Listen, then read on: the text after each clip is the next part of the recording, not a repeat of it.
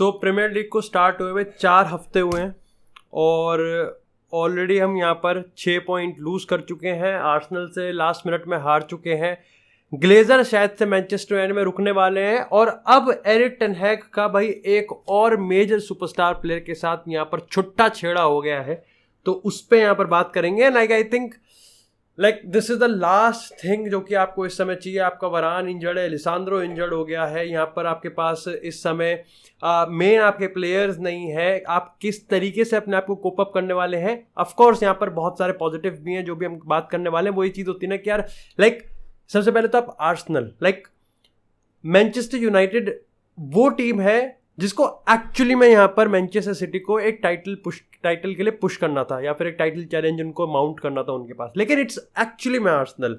तो वो एक दोनों क्लब्स के बीच में एक जो आइकॉनिक मेंटालिटी वाली राइवलरी है ना, वो यहाँ पर उसमें झलकती भी है कि भाई मॉडर्न डे राइवलरी किस तरीके से शेप अप कर रही है, जो मॉडर्न सिनेरियोज है वो किस तरीके से शेप अप कर रहे हैं। ऐसे में आर्सेनल से आप उनके ही होम पे एमिरेट्स में, जहां पर एक बार आप जीत गए थे लास्ट मोमेंट पे, फाइनल में आप ही हार गए, थोड़ा सा कड़वा तो लगता है और रीसेंसी बायस तो आता ही है। इसके लिए मैं किसी भी फैन को यहाँ पर ब्लेम नहीं करूंगा, बट ऑफ कोर्स भाई हम यहाँ पर लगभग 12-13 घंटे बाद वीडियो बना रहे हैं, तो ऑफ कोर्स जो हमारा भी अपना इमीडिएट रिएक्शन है वो भी ठंडा हो चुका है और अब हम चीज़ों को लॉजिकल एस्पेक्ट से ज़्यादा सोच सकते हैं। सबसे पहले ऑफ कोर्स हम यहाँ पर आज 1-2 और अपडेट्स की बात करने वाले हैं। सबसे पहले हम बात करेंगे यहाँ पर इस पूरे मैच की कि पूरे मैच का सिलसिला किस तरीके से रहा है और कैसा रहा है। देखो यार, हारे ऑफ कोर्स, देखो हम जिस तरीके से हम हारे, आप कह सकते हो कि यहाँ पर बुरा तो लगता ही है, लेकिन I think the nature of the loss कि किस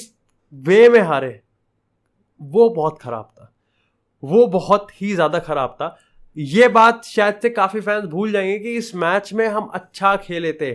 ठीक है, हमारे पास यहाँ पर बहुत ज्यादा पोजीशन नहीं था, हमारे पास यहाँ पर शॉट्स दिखाने को नहीं थे, लेकिन एरिक टेन हैग जिस एग्जीक्यूशन के साथ आया था, जिस प्लान के साथ आया था, वो उसको अच्छी तरीके से एग्जीक्यूट कर रहा था। लेकिन प्रॉब्लम आ जाती है कि शायद से आपका प्लान तो सब ठीक है, आपका प्लान वगैरह ठीक है, प्लान ए प्लान बी काम कर जाएगा, टैक्टिकल ये और फलाना ढिमकाना काम कर जाएगा, लेकिन अगर आपकी टीम साइकोलॉजिकली फिट पिच पे प्रेजेंट ही नहीं है, अगर आपकी टीम साइकोलॉजिकली ये मान के चल रही है कि हम एक्चुअली में सेकंड बेस्ट टीम है और हमारे सामने वाली टीम हमसे सुपीरियर है टेक्निकल क्वालिटी में, फिटनेस में, मोमेंटम में और यहाँ पर कॉन्फिडेंस में, तो आप ऑलरेडी अपना गेम हार गए। तो चाहे आप यहाँ पर एरिक टेन हैग आपको कोच कर रहा हो या फिर आपको पेप गार्डियोला कोच कर रहा हो या फिर आपको मैं ही कोच क्यों ना कर रहा हूं, लेकिन बात असल में ये है ना कि यहां पर आप पहले चीज तो आप ये देखो कि जब हमने पहला गोल मारा, it was again Marcus Rashford. अरे आपको पूरा गेम का सिनेरियो समझाना चाहिए।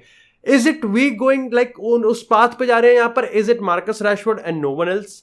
मेरे को नहीं लगता कि यहाँ पर एरिक टेन हैग गेम को और टीम को इस तरीके से बनाना चाहिए। अब ऑफ कोर्स काफी लोग तुम में से काउंटर कर सकते हो कि मार्कस रैशफोर्ड को सोल स्ट्राइकर या फिर मार्कस रैशफोर्ड को एक सोल आउटलेट, हम उस पर डिपेंडेंट क्यों नहीं हो सकते? अगर वो हमको 25-30 गोल दे रहा है, अभी तक तो नहीं दे रहा, ही माइट गिव, बट 25-30 गोल, आप कोई टीम नहीं है यहाँ पर प्रीमियर लीग में या फिर टॉप 5 यूरोपियन लीग में जो कि 25-30 गोल पे सरवाइव करने वाली है। You need runners, you need goal scorers. वो कौन हो सकते हैं? ब्रूनो। इस गेम में बाईपास किया जा रहा है ब्रूनो को, मेरे को समझ में नहीं आ रहा कि सेंट्रली यहाँ पर क्यों नहीं खेला जा रहा।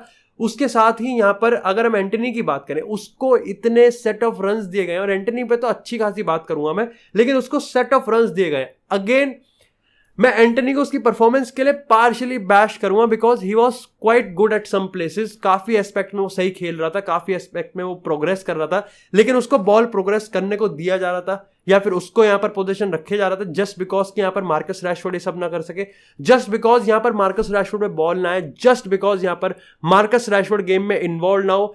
डज दैट मीन कि आर्सेनल यहाँ पर जान पूछ के एंटनी पे बॉल जाने दे रही थी? लेकिन पॉइंट वहां पर ये आ जाता है ना कि अब बैश करने का रीजन यहां पर ये मिल जाता है कि अगर एंटनी के पास पोजीशन है, अगर एंटनी के पास इतना टाइम है, then what is he doing with it? Assist कर रहा है क्या? क्रिएट कर रहा है क्या? शॉट्स ले रहा है क्या? That's the point. इसी के साथ क्रिस्टियन एरिक्सन मेरे को काफी सही लगा, लेकिन जैसा मैंने कहा कि देखो मार्कस रैशफोर्ड को आपने आउटलेट बनाया, उसने आउट ऑफ नोवेयर अपने दम पे पहला गोल आपको निकाल के दे दिया। Psychologically now you are up 1 goal up ahead और आर्सेनल बहुत बड़े बैकफुट पे है क्योंकि यहां पर वो ऑलरेडी बॉटल करके आए थे। ऑलरेडी वहां पे पिछले अगर प्रीमियर लीग के उसके गेम्स की बात करें तो उनके साथ ये प्रॉब्लम चल रही है कि कंसीड और बाद में लेट गोल पे ऐसे थिरकना, हाथ पैर मारना, उनके साथ ये ड्रामा चल ही रहा था। कितना बड़ा साइकोलॉजिकल एडवांटेज है। आपने 15 से 30 सेकंड के अंदर आपने इक्वलाइज खा लिया। और सही बताऊं तो मैं, यस, एक गोल मारने के बाद आपकी खुशी होती है, लेकिन कोई भी यूनाइटेड का फैन गोल खाने के बाद ये नहीं कह सकता अरे यार ये कैसे हो गया, because they were expecting it. The body language ने सारा बता दिया था, सब बयां हो गया था, सब समझ में आ रहा था कि क्या चल रहा है पिच पे। पता चल रहा था कि यहाँ पर प्लान तो सब चल रहा है, प्लान को एग्जीक्यूट किया जा रहा है, लेकिन दिमाग नहीं है इनमें अभी। They are scared. इसी के साथ अगर हम यहाँ पर आपके अगर लाइक जिस तरीके से अगर हम आगे गेम के डेवलपमेंट की बात करें, तो ओवरऑल मेरे को अगर हम जैसे वीआर वाले की बात करें, काफी लोग उस पर कॉन्ट्रोवर्सी है कि भाई एंगल गलत ले रखा है, बट ऑफ कोर्स जो डिसीजन होता है वो भाई इतने माइन्यूट्स पे ही होता है, और इस पर कितनी ही चर्चा हम करते हैं। वीआर को यार पहले भी क्रिटिसाइज किया है, इस बार फिर से मैं क्रिटिसाइज कर रहा हूँ। ठीक है, उन्होंने यहाँ पर काया हैवर्ट्ज के पेनल्टी को टर्न आउट किया है। गार्नाचो की अंग बात करें तो वही चीज है कि जिस तरीके से नेचर में हम कोई लॉस ले रहे थे और भी ज्यादा खटक रही थी।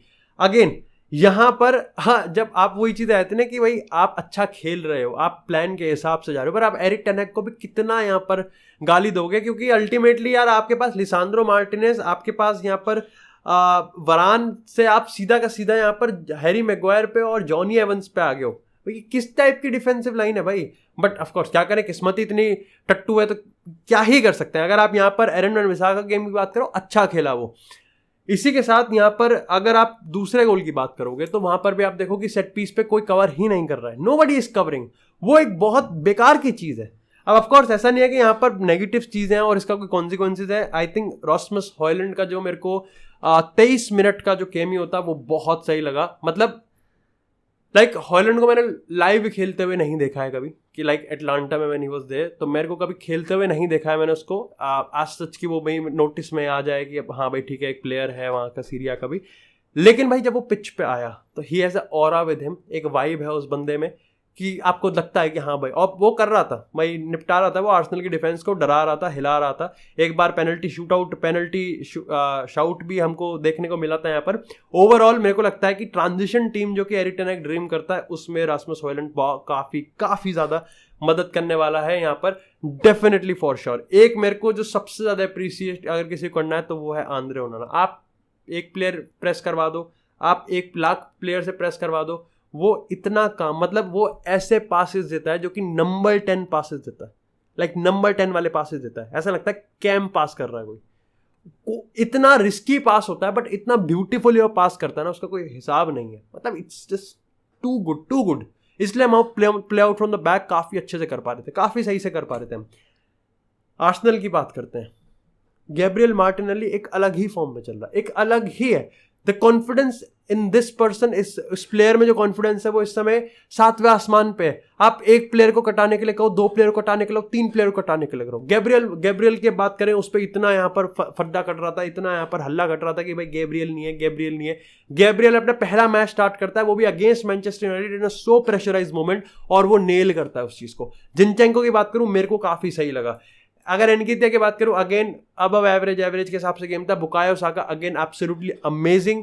उसके साथ ही यहाँ पर आर्सेनल की आप अगर टैक्टिक्स की बात करोगे तो they have a very patience, मतलब पेशेंस के साथ वो काम करते हैं। अगेन आप देखो जब लास्ट के मोमेंट में मैनचेस्टर यूनाइटेड पे अटैक पे आ रहे थे, but they were very reluctant कि वो क्रॉस नहीं डाल रहे थे। उनको पता था कि यार हमारे पास यहाँ पर जॉनी एवंस, हैरी मैग्वायर, चाहे गू हो, लेकिन स्टिल एरियल थ्रेट में उनको हम बीट नहीं कर सकते। And that's why they were just like पहले लेफ्ट विंग से, फिर मिड में, फिर राइट विंग से, वहां पर थोड़ा घुमाया, 1-2 करा, देन अगेन। आर्सेनल का जो पूरा फैन बेस था वो भी थोड़ा एंशियस हो रहा था, लेकिन again they believe in their team कि कुछ ना कुछ ये करेंगे, लेकिन होगा सेंसिबली। ऐसे नहीं, they are not going to put the crosses just for the sake of crosses.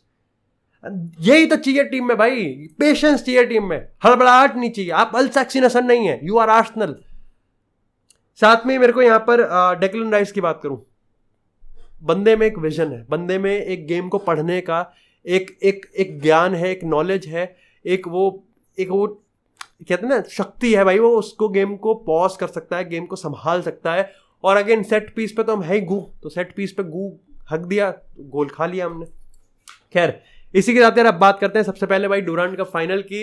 Absolutely amazing भाई। मैं मतलब ऑफ कोर्स ड्यूरांड कप का फाइनल था यहाँ पर, and like of course Kolkata Derby था।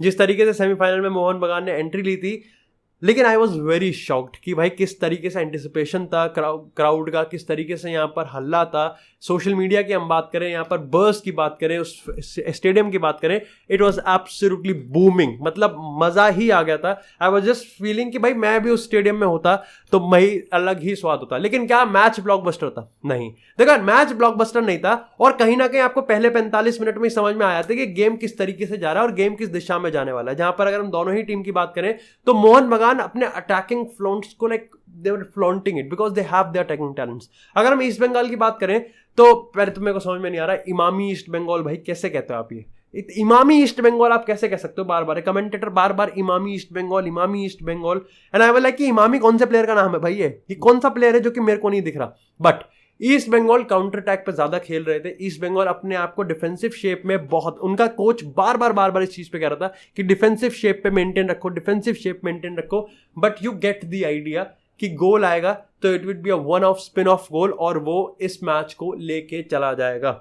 एंड आई थिंक वो ही यहाँ पर हुआ। आई थिंक इट वाज सडीकू जिसने वो गोल मारा, और लग भी रहा था कि भाई जिस तरीके से उसको यहाँ पर लाइक इस मैच में गो हेड दिया गया, इट वाज लुकिंग डिसेंट। अगर हम उधर से बात करें, यहाँ पर मोहन बगान से आशिकी की बात करें या फिर सहाल की बात करें, it was legit looking good. Again काफी केजी मैच था, काफी मिडफील्ड में बॉल इधर उधर जा रही थी, स्लॉपी पासिस भी थे यहाँ पर, ऑफकोर्स कुछ ब्यूटीफुल मूवमेंट्स भी थे, लेकिन it was worth the hype. I think ये बहुत ही ज़्यादा सक्सेसफुल रहा था ड्यूरेंट कप का एडिशन, और यहीं से ही भाई आपको बिल्ड करना है कि teams get use to it, Indians get to use to it, और यहाँ पर सोशल मीडिया पे इसका बस क्रिएट होना है। 21 सितंबर को अब यहाँ पर वैसे भी हमारा ISL का नया सीजन चालू हो रहा है, तो ये देखने वाली बात है। But overall it was really really good. इसी के साथ यार बात करते हैं थोड़ी सी यहाँ पर जेडन सैंचो वाले मुद्दे की। ट्रिकी भाई, it's really tricky. I think जब भी ऐसा मुद्दा होता है तो you just have to pick one side. I know you are going to pick, like आप ये वाली साइड भी पिक कर सकते हैं, आप ये वाली साइड भी पिक कर सकते हैं, बट इट्स एक टेंडेंसी होती है यहाँ पर हमारी कि हम एक साइड पिक कर ही लेते हैं। हाउएवर आई स्टिल बिलीव कि मेरे को लगता है कि आपको यहाँ पर साइड नहीं पिक करनी चाहिए, और उसके पीछे आज मेरा आपका बहुत ही जेन्युइन रीजन है। And I think reason is ये कि मैं आपको दोनों साइड बताने वाला हूँ, एंड देन आई थिंक आप ज़्यादा इक्विप्ड हो जाओगे कि भाई आपको क्या लगता है कौन ज़्यादा सही है और कौन ज़्यादा गलत है। सबसे पहले तो मेरे को ये लगता है कि आउट एंड आउट हमको हमारा ये जानना कि कौन सही है और कौन गलत है, ये भी अपने आप में एक डिल्यूजन है, क्योंकि बहुत सारी ऐसी चीज़ें हैं जो कि हमको पता ही नहीं है कि भाई पर्दे के पीछे चल क्या रहा है। हमको जो पर्दे के आगे हमको जो छोटा सा इन्फॉर्मेशन दिया जा रहा है, हम उस 10% या फिर 20% से एक्चुअली में 100% बनाने की कोशिश कर रहे हैं। बट हुआ क्या है, देखो यहाँ पर तुमको पता है जेडन सांचो उतने में ही आया जितने में यहाँ पर एंटनी का उसके आसपास का ही है। सो जेडन सांचो आया भी भाई उस ट्रायो से है। अगर हम बात करें अर्लिंग हालैंड की बात करें, जेडन सांचो की बात करें, वो बेलिंगम उस क्लब से आया है, उस पूरे सीन से निकल के आया है। तो जेडन सांचो की रिगार्डिंग हाइप बहुत ज़्यादा है। प्रीमियर लीग मैचेस में वो सारे मैचेस स्टार्ट करें उसने एज अ सब्स्टिट्यूट, लेकिन एक सवाल खड़ा हो रहा था कि भाई जब एंटनी आपका अच्छा नहीं खेल रहा तो जेडन सांचो को आप क्यों नहीं खिला रहे हो। तो कल यहाँ पर एरिक टेन हैग ने अपने पोस्ट मैच प्रेस कॉन्फ्रेंस में ये कह दिया कि भाई देखो यहाँ पर अगर हम सबसे पहले स्कॉट मैकटोमिने की बात करें, बीमार है। जेडन सांचो उसकी ट्रेनिंग में परफॉर्मेंस खराब आई है, और मैनचेस्टर यूनाइटेड में आपको परफॉर्मेंस मेंटेन रखनी है, on that's why he is not in the squad. यहां तक काफी थोड़ा सा मेरे को लगता है कि लोग समझ पा रहे थे, सहम गए थे, यूनाइटेड का फैन बेस सहम गया था कि हारने के बाद is it the frustration of manager, is it the trigger point, या फिर कहीं ना कहीं is it just the give up. But मामले ने यहाँ पर तूल तब पकड़ ली जब जेडन सांचो ने यहाँ पर एक ऑफिशियल अनाउंसमेंट दी कि भैया एरिक टेन हैग, उसने नाम नहीं लिया लेकिन उसने कहा कि कोचिंग स्टाफ की बात करें या फिर जो भी मेरे बारे में लोग कह रहे हैं वो झूठ है और सब चीज़ों को सच नहीं मानना चाहिए। मैं अपना हमेशा से बेस्ट देता हूं और मैं हमेशा से बेस्ट देता रहूंगा, मेरे को बस यहाँ पर स्केपगोट बनाया जा रहा है। उसने यहाँ पर ये भी कहा है कि यहाँ पर ट्रेनिंग मामला नहीं है, मामला कुछ और ही है और मुद्दा कुछ और ही है, लेकिन मैं उस फड्डे में नहीं पड़ना चाहता। और इसी के बाद से भाई यूनाइटेड के फैन बेस की बात करें, अपन फुटबॉल फैन बेस की बात करें, सब बट चुके हैं। मेरा इसके रिगार्डिंग क्या ओपिनियन है, ऑलरेडी वही एपिसोड थोड़ा लंबा जा रहा है, अपन को बारसा पे भी बात करनी है। आज हम एपिसोड आज रात को हम एक लाइव स्ट्रीम करेंगे तो उसमें भी अच्छे से डिस्कस करेंगे। सबसे पहले मेरे को ये लगता है कि अगर आप यहाँ पर जेडन सांचो को डिफेंड करने वाले हो, अगर आप जेडन सांचो की साइड हो, तो लेकिन आपको ये समझना पड़ेगा, यू हैव राइट कि आप अपना एक ओपिनियन बिल्ड कर सकते हैं कि जेडन सांचो यहाँ सही है, जेडन सांचो यहाँ सही है, हम बात करेंगे। लेकिन फिर आपको एरिक टेन हैग का भी समझना पड़ेगा। मैं भी एरिक टेन हैग यहाँ पर कह चुका है कि बस यार बस। आई थिंक मेरे को ये बार बार सवाल ये पूछते रहेंगे, 10 गेम 15 गेम आगे पूछते रहेंगे कि जेडन सांचो क्यों नहीं खेल रहा। मैं यहां पर जेडन सांचो को इसलिए नहीं खिलाने वाला क्योंकि ट्विटर पे 12 बंदे कह रहे हैं कि जेडन सांचो खिला। He is going to play Jadon Sancho when he thinks he is going to play, simple as that. और ट्रेनिंग में वो देखता है, हम नहीं देखते, खत्म बात, सिंपल। एरिक टेन हैग उसको ट्रेनिंग में देखता है, और अगर एरिक टेन हैग को लगता है कि ये मेरे टीम के लिए बेटर नहीं है, बेस्ट नहीं है, ही is not coming into the starting level, that's it. और क्या मैं जेडन सांचो के परफॉर्मेंस पे पाउच कर सकता हूं? हार्डली आई थे, मतलब काफी सोचना पड़ेगा मेरे को, काफी ज्यादा सोचना पड़ेगा। लेकिन अगेन, जैसा मैंने एरिक टेन हैग की यहां पर साइड लिया कि ऑलवेज बैक द मैनेजर, मेरे को जेडन सांचो की साइड भी समझनी पड़ेगी। सबसे पहले तो जैसा मैंने कहा कि मेरे को सोचना पड़ेगा कि मेरे को उसकी साइड लेनी है कि नहीं, बट अगर उसको आप मौका नहीं दोगे तो कैसे होगा? आपने मौका बाकी को दिया है, बाकियों ने तो नहीं लिया है। अगर बाकी ले रहे होते तो आज हम जीत रहे होते सारे मैचेस, आज हम तोड़ रहे होते। शायद से आज मैं रियल मैड्रिड की तरह कह रहा होता कि हम गोल नहीं मारे लेकिन चांसेस क्रिएट कर रहे हैं। शायद से आज मैं भी कह सकता कि you lost but you one hour hearts, but ऐसा तो नहीं कोई कह रहा। आपने किसको यहां पर कमान दिया और किसने संभाली है वो कमान, मार्कस रैशफोर्ड, ब्रूनो फर्नांडिस के अलावा? लेट मी नो, कहां है मार्शियल का वो? आपने जेडन सांचो को मार्शियल वाली पोजीशन पे खिलाया था, बट आपने प्री सीजन के बाद वो कभी करा ही नहीं है। दूसरी चीज ये है, बिजनेस पॉइंट ऑफ व्यू से देखें तो एरिक टेन हैग को क्या फायदा मिला ये कह के? खुद के पैर पे खुद का नुन्नू काट ले भाई। I think so, first of all I think may be हम बहुत ओवर फर्स्ट क्रिएट कर रहे हैं, लेकिन एक बात बताओ, इसको बिजनेस पॉइंट ऑफ व्यू से सोचो। अब प्लेयर मैनेजर के बीच में लड़ाई हो जाए, चलता रहता है। अब प्लेयर का एक बैड रन ऑफ पैच हो, चलता रहता है। अब प्लेयर इल हो, इंजर्ड हो, चलता रहता है। तो ये सम एक इश्यूज होते हैं जहां पर आपका एक प्लेयर किसी क्लब के लिए अच्छे से परफॉर्म नहीं कर रहा होता है। एक प्लेयर ट्रेनिंग में ही गू है, कितना बड़ा रेड फ्लैग है। आपने 70-80 मिलियन में एक प्लेयर को लेके आए हो, आप इस सीजन ऑफलोड करने के इंटरेस्ट में हो, लेकिन जैसा लग रहा है कि शायद से एरिक टेन हैग के प्लान्स पर जेडन सांचो नहीं है। अब आप 80 मिलियन कैसे रिकूप करोगे जब आपने यही बता दिया कि he is not up to the level of Manchester United और ट्रेनिंग में गू है। आपने कैरेक्टर असैसिनेट कर दिया, बट आप फाइनेंशियली रिकूप कैसे करोगे? आपने उसका मोराल डाउन कर दिया, आपने उसको लिटरली पब्लिकली बैश कर दिया। आपने फायदा किसका करा ये कह के? क्या एरिक टेन हैग इसको संभाल नहीं सकता था? और अगर भाई तूने कह ही दिया तो मार्शियल सबका बता दे फिर। बाकी अगर आपने यही बता दिया कि he is not into the plans, then you tell Harry Maguire as well. आप ये भी बताइए कि भाई मार्शियल क्यों नहीं खेल रहा और मार्शियल क्यों नहीं। आप ये भी बता दें कि भाई एंटनी का क्या हिसाब है। Then keep the transparency. मैं आगे जैसा मैंने ट्वीट कहा था कि मैं ये नहीं कहूंगा कि ऑफकोर्स जेडन सांचो सही है, लेकिन मैं ये भी नहीं कहूंगा कि एरिक टेन हैग अपने प्लेयर्स के रिगार्डिंग फेवरेटिज्म नहीं रखता है। वो फेवरेटिज्म वो फेवरेटिज्म है भाई, वो कॉस्ट कर रहा है अपन को। क्लियर, सो क्लियर कि वो रख रहा है सब। बट इस पे भाई लाइव पे हम ज्यादा अच्छे से बात कर पाएंगे। सबसे पहले बात करते हैं भाई बारसा के लिए। तो पता है यार, पैकिंग वैकिंग का सीज चल रहा है, तो मैंने भाई देखो जितना भी देखा 1 घंटे का देखा है, उसके बाद का फिर मैंने बाकी के पीसेस वगैरह कलेक्ट करके मैंने देखा था। This team has everything except cohesion and a vision. Of course तुम में से काफी लोग जो जावी के हैं भाई भक्त, वो मेरी लेने के लिए आ जाएंगे, लेकिन तुम समझो यूरोप में तुम पिटोगे बहुत गंदी तरीके से। Barca is going to be cooked, they are not going to cook, they are going to be cooked. तुम सोचो यार, एक बात बताओ मुझे, Kounde as a centre back one of the best performance आ रही है। यमाल की वो मैच्योरिटी, जाओ कैंसेलो का वो क्लास, ओरियल रोमियो अपने आप को सीमेंट कर रहा है, गुंडोगन की वही एक मैजिकल सा टच आ जाता है आपको। यहाँ पर आपकी परफॉर्मेंस देखने को मिलती है। गावी को आप यहाँ पर काफी अच्छे से आप तारीफ कर सकते हैं। ये सारी इंडिविजुअल ब्रिलियंस आ रही है, बट देन स्टिल ओसासुना आपको प्रेशराइज कर रही है। ऐसा लग रहा है कि ओसासुना बार्सिलोना है, बार्सिलोना ओसासुना। ऐसा कैसे हो सकता है? ऐसा लग रहा है कि इस गेम का महत्व ओसासुना को ज्यादा है।